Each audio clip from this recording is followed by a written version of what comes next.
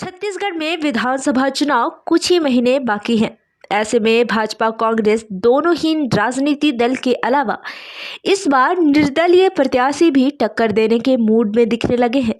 सरगुजा संभाग के सीतापुर विधानसभा क्षेत्र प्रदेश के खाद्य मंत्री अमरजीत भगत का गढ़ माना जाता है। वे इस सीट से करीब 4 बार से विधायक है। इस लिहाज से इस सीट को कांग्रेस का गढ़ माना जाता है, लेकिन इस बार यहां की जनता निर्दलीय प्रत्याशी उतारने के मूड में दिख रही है।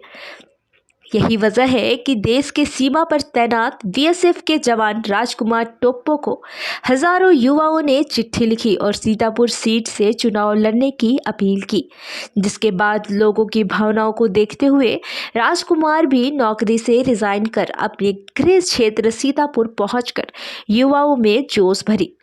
राजकुमार ने मीडिया से चर्चा के दौरान बताया कि क्षेत्र के हजारों लोगों ने चिट्ठी लिखी, लेकिन उस चिट्ठी में एक ऐसी चिट्ठी मिली जिससे मजबूर होकर हमें यहां आना पड़ा।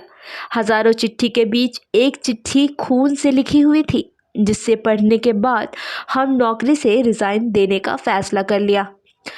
जब अपने गृह क्षेत्र पहुंच लोगों के बीच आया तो युवाओं और बुजुर्गों की भीड़ देख अब देश सेवा के बाद समाज सेवा करने का मन बना लिया है। आप भी सुनिए कि क्या कुछ कहा है रिटायर्ड बीएसएफ के जवान ने। कैसे आए हैं यहाँ?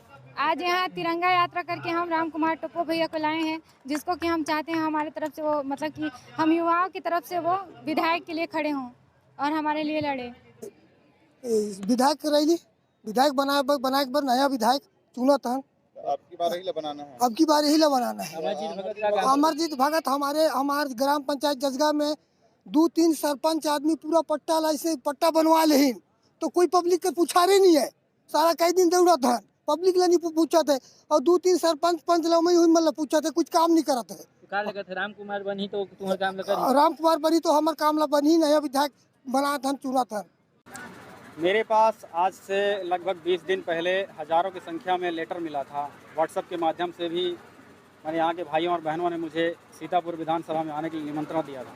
तो आज मैं इस खुला मंच में उनसे बात करने आया हूँ और निर्णय लेने आया हूँ कि मैं आगे क्या फैसला करूँ।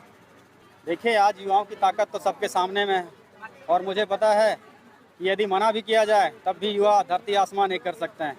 तो आज मुझे ऐसा लगता है कि इस विषय में निर्णय लेना ही पड़ेगा, क्योंकि अगर आज मैं निर्णय नहीं लिया तो सीतापुर का युवा जो आज एक नई उड़ान की ओर है, उनका उड़ान दब जाएगा।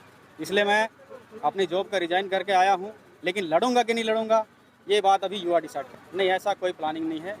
अगर मुझे लाने का डिसाइड युवा कर सकते हैं तो पार्टी का डिसाइड भी युवा कर सकते हैं, मैं समझता हूँ।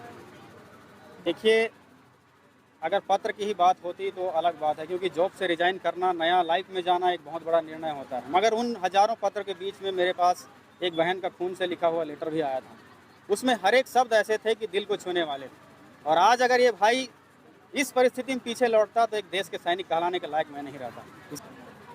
वर्दी पहनकर देश सेवा करना या जन कल्याण के लिए देश सेवा करना दोनों ही एक जैसा है, बस शर्तें वर्दी और नहीं वर्दी की बात है।